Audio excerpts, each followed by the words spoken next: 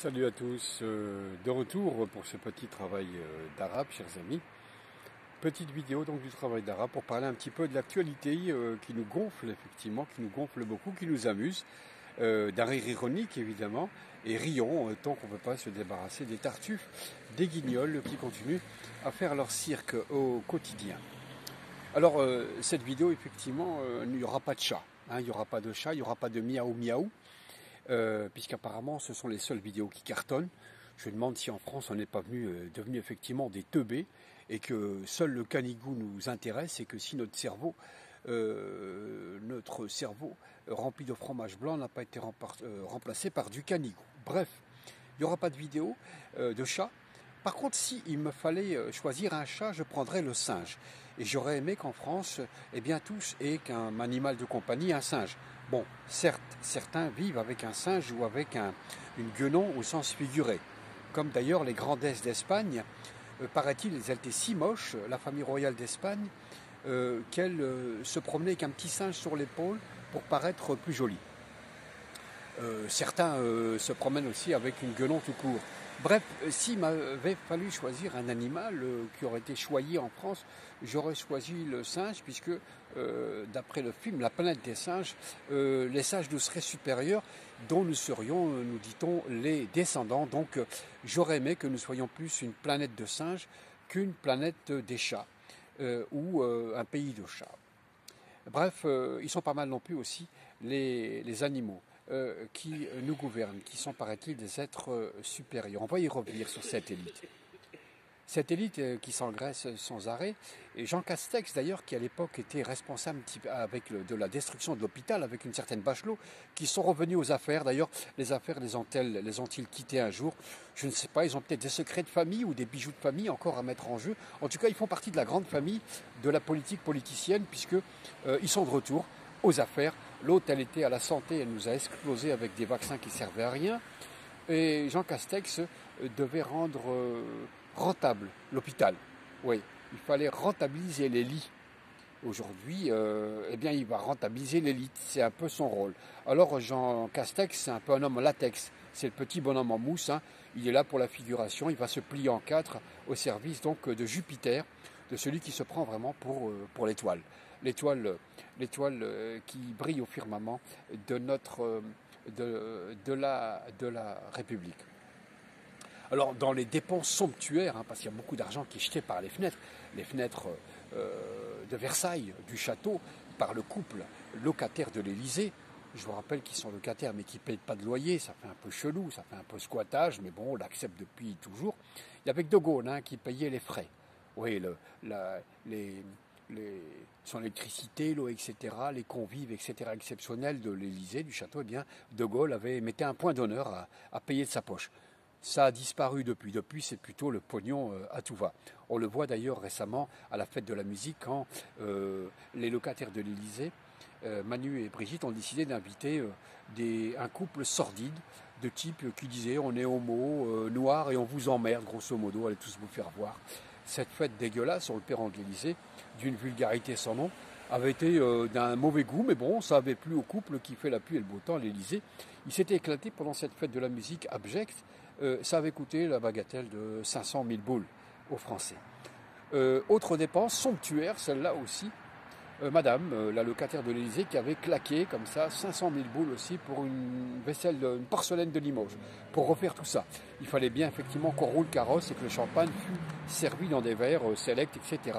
L'ancienne vaisselle qui datait quand même de Louis XV, je crois, pour certaines d'entre elles, au moins de Napoléon, était quand même assez prestigieuse, mais ça ne plaisait pas à la locataire de l'Élysée, Brigitte. Brigitte qui a des relations incroyables. Au passage, lorsque Madame Chirac arrive à l'Élysée, en 95, elle a 62 balais. Et c'est bizarre, elle nous paraissait vieille. Aujourd'hui, Madame Macron, quand elle arrive en 2007, et qu'elle se marie opportunément en 2017, justement, avant l'intronisation de son mari, elle se marie opportunément avec Manu. Ils n'étaient pas mariés auparavant, ils vivaient un peu à la colle. Mais il faut faire traditionnel, il faut faire effectivement, faut montrer bonne figure. Ça fait un peu hypocrite, ça fait un peu opportuniste ce mariage-là. Il se marie juste avant d'entrer à l'Élysée avec lui. Elle a 64 balais. Elle fait vraiment vieille par rapport à Claude Chirac. Elle a 2 ans de plus, elle rentre à l'Élysée. Bon, pourquoi pas, hein. Il n'y a pas d'âge, hein, mais je pense que c'est la dame la plus âgée qui rentre à l'Élysée aujourd'hui, alors qu'on parlait de renouveau, d'une nouvelle France. Enfin, moi, j'ai pas trop d'avis là-dessus. Bref, elle a des relations un peu zarbi aussi, puisque celle qui s'occupe de l'image people, autrement dit euh, euh, très vendeuse, un peu racoleuse de l'image du couple, dans les magazines torchons, eh bien celle qui s'occupe de ça, c'est une amie très proche du couple des locataires de l'Élysée. Elle s'appelle Mimi Marchand. Alors elle sent le soufre, hein, pour pas dire la pisse tout court. Cette femme a été 4 fois en prison. Elle a été arrêtée parce qu'elle avait à un moment fait venir. Elle avait été arrêtée à bord d'un véhicule avec 500 kilos de hashish, de de cannabis dans sa bagnole. Elle a dit à la police, foutage de gueule, hein, MDR, c'est pour ma consommation personnelle. Bon, bah, tout le monde était mort de rire dans le commissariat. Elle a quand même fait de la zonzon. Elle a aussi des histoires de. Elle aurait été aussi mise dans des trucs d'un peu de prostitution ou de racolage. Elle était très proche aussi de Xavier Niel, le milliardaire très proche du couple aussi, qui lui avait commencé aussi dans la pornographie, Minitel Rose, etc., et qui aujourd'hui jouit d'une fortune colossale, patron de Free, tout le baratin derrière tout ça, c'est la famille en or, quoi. C'est la famille qui se réunit autour donc du couple présidentiel avec d'autres milliardaires qu'il ne faut surtout pas chagriner ni embêter et surtout surprotéger. Tout ça, ça fait quand même du beau monde. C'est eux qui sont aux affaires et qui décident à peu près de tout. Dans le même temps, monsieur le petit bonhomme en mousse, monsieur Jean Castex, décide donc de report du port du masque obligatoire, alors qu'on se souvient que Sibeth avait dit qu'on était trop bête pour le porter et que ça ne servait à rien. Aujourd'hui, c'est utile, c'est obligatoire. Quand l'État devait nous donner des masques, il n'y en avait pas, le Conseil d'État n'a pas sanctionné le gouvernement pour ne pas faire son travail de protéger les gens. Hein, et par contre, aujourd'hui, le gouvernement nous taxe, nous taxe, nous condamne à verser de l'argent si on ne porte pas un masque. Alors que quand même, c'est quand même au père de famille, si j'ose dire, à se charger aussi de cette protection. Je vous dis, il y a beaucoup de pognon quand même qui est gaspillé ça et là. On parle beaucoup des dépenses du couple et de tout ce qui va avec, le train de vie de l'État. C'est beaucoup de pognon, tout ça. Ça me fait penser à un film de Comencini, un film de 70, je crois, qui s'appelait L'argent de la vieille. C'était un film où une milliardaire qui s'appelait Bette Davis venait en Italie régulièrement voir des pauvres et son plaisir c'était de côtoyer la misère et de leur faire croire qu'ils pouvaient jouer aux cartes, je crois, la Ronda, et que s'il gagnait, elle leur donnerait une grosse partie de sa fortune. Évidemment, c'était une roublarde, cette américaine, et à chaque fois, il se faisait entuber, et les pauvres familles italiennes eh bien, étaient plus tristes année après année dans ce film-là. L'acteur s'appelait Alberto Sordi, un comédien extraordinaire, comme seule l'Italie sait les faire. C'était un bon comédien. Aujourd'hui, les comédiens qui gouvernent la France ne sont pas sordis. Non, ils sont tout simplement sordides. Et on n'a pas Bette Davis au pouvoir, on a Sibeth. On n'a pas Bette Davis, elle est Sibeth tout court, on a Sibeth. Et de Davis, elle n'a que le vice. Bref, Sibeth Ndiaye, qui va revenir aux affaires après avoir dit qu'elle devait les quitter, s'occuper de ses enfants et tout. Tiens, mon œil, c'est ça qu'il faut, c'est ça, c'est les affaires. Elle revient aux affaires au service de ses amis, on va dire ça, de la France qui marche de travers, qui zigzague, mais qui marche quand même et qui nous parle de distanciation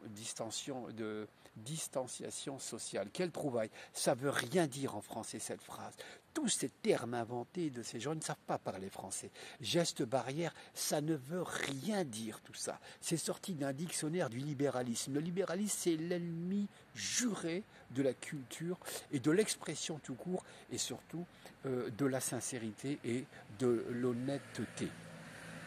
Des gens honnêtes, il y en a, mais ils sont passés effectivement au banc d'infamie par les merdias qui leur crachent dessus au quotidien. Je peux parler du Dr Raoult et du professeur Perron. Les deux seuls quasiment qui ont officiellement utilisé la chloroquine et les deux seuls hôpitaux qui ont sauvé des gens. C'est là qu'il y a eu le moins de morts du coronavirus.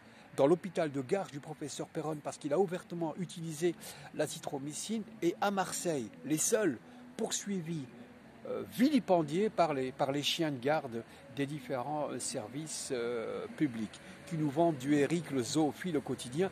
et du poiscal prout tous les jours que Dieu fait avec d'autres rastons islamophobes et racistes tout court qui nous sortent des insanités au quotidien sous couvert de culture et de savoir. Ça me fait penser à un livre de Liliane Roudière qui est sorti, un petit livre de Liliane Roudière qui s'appelle « Les gens honnêtes ont-ils encore un avenir ?» Quand est-ce qu'on va en finir avec ces gougnafiers? C'est un petit livre où Liliane Roudière fait se demande si l'honnêteté ou ces gens-là, comme par exemple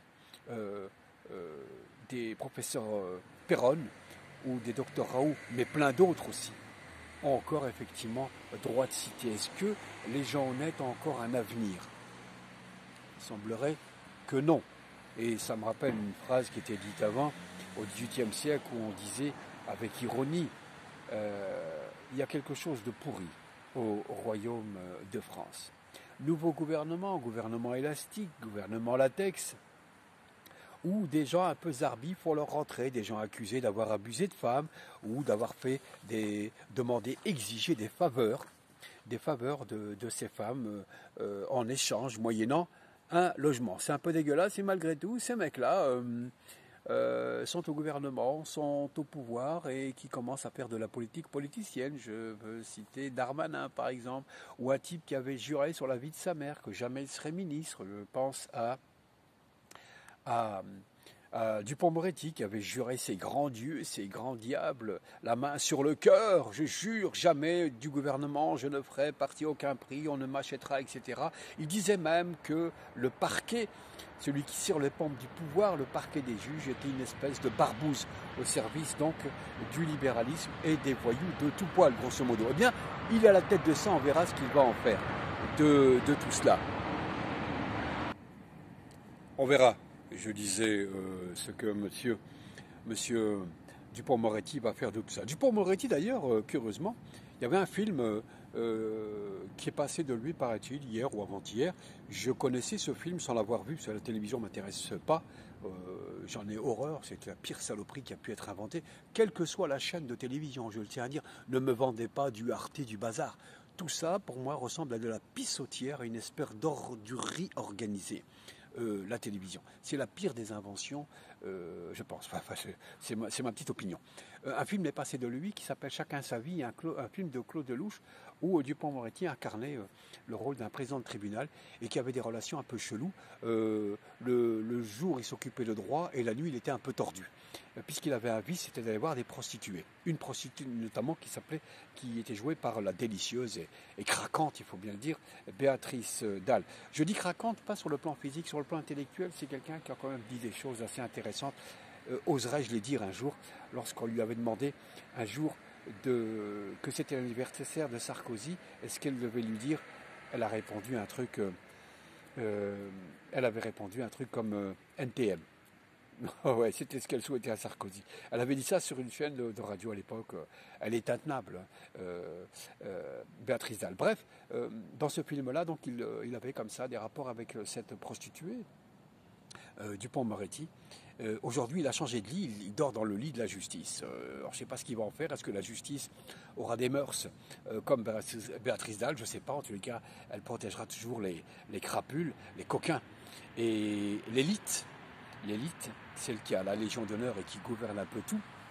Bref, ça me fait penser à un mot de Clémenceau qui disait « Pour défendre sa cause, un avocat met sa robe, une femme l'enlève ». Une citation misogyne, évidemment. Eh bien, aujourd'hui, Dupond-Moretti a retiré sa robe. Pour coucher dans le lit de la justice. On ne sait pas ce qu'il en fera. Et certains disent même qu'il aura définitivement retourné sa veste. On verra bien. C'est à voir. Tout ça me fait penser à un autre livre, après le livre Les gens honnêtes ont-ils un avenir, un livre de Serge Popovic. C'est un petit livre qui dit comment se défaire d'un dictateur quand on est petit, sans défense et sans armes. Or, c'est une espèce de petit manuel du combattant. Comment faire sans violence, évidemment, parce qu'il se réfère à des non-violents connus, comme notamment le Mahatma Gandhi, Serge Popovic, pour se débarrasser des dictatures. Et il a fait un peu le tour du monde et il explique comment on peut effectivement lutter pour se dépasser des dictateurs de tout poil dans ce livre-là. En matière de masques obligatoires et toute cette chasse qui est faite sur le dos des Français, avec tout dans notre dos, toute la régression sociale, le- les retraites qui n'arrêtent pas, puisque ça va revenir. Hein, les petits vieux, on les gâte d'un côté, on les endort, mais en même temps, il va falloir les raqueter terriblement en mettant au pas leur retraite, en donnant ça à Larry King, hein, le monstre des fonds de pension qui va littéralement détruire ce qui reste un petit peu aux retraités de quoi vivre. Ils ont été un peu augmentés, mais ils vont être mettre en coupe réglée, hein, parce que la finance, elle est insatiable, elle est comme ça, c'est un véritable cancer qui ronge le corps social. Le corps social, je parle de social, le petit peuple, hein, on ne parle pas effectivement encore une fois de l'élite. Les retraites vont continuer effectivement à faire leur sale travail. Les Français sont pris en étau. Et Serge Popovic nous dit comment un peu s'est débarrassé de tout cela.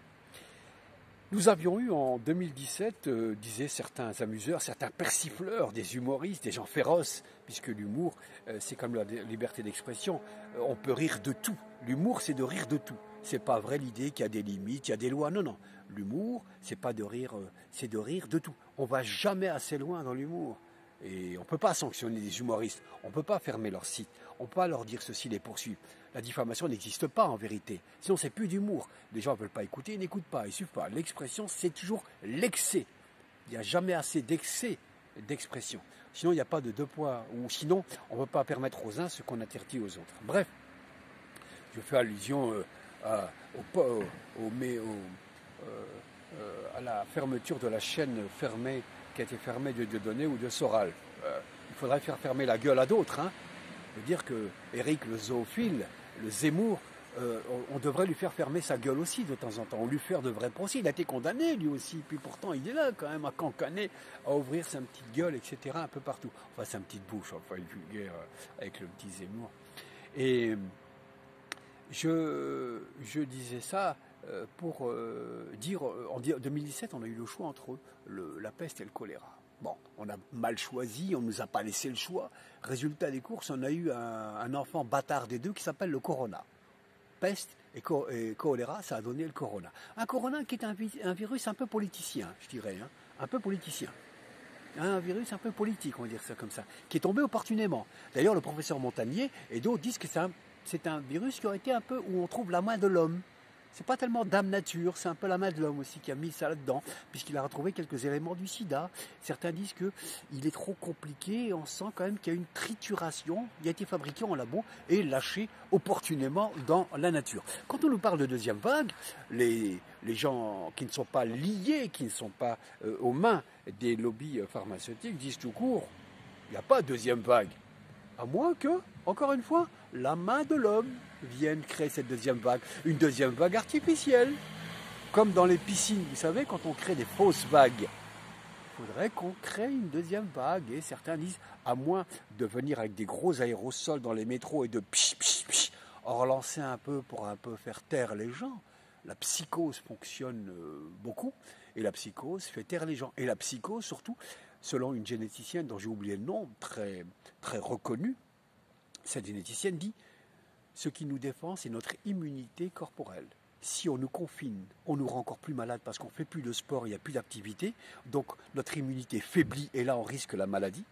Et surtout le masque nous empêche de respirer correctement et crée une psychose supplémentaire. Et donc, on affaiblit encore une fois notre immunité et c'est là qu'on risque de tomber malade.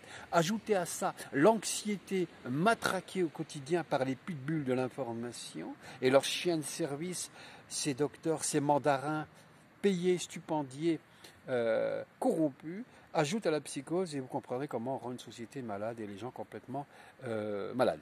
En fait, se plaindre d'être des moutons, c'est bien, mais il ne faudrait quand même pas se laisser tondre tous les jours en suivant le premier berger venu.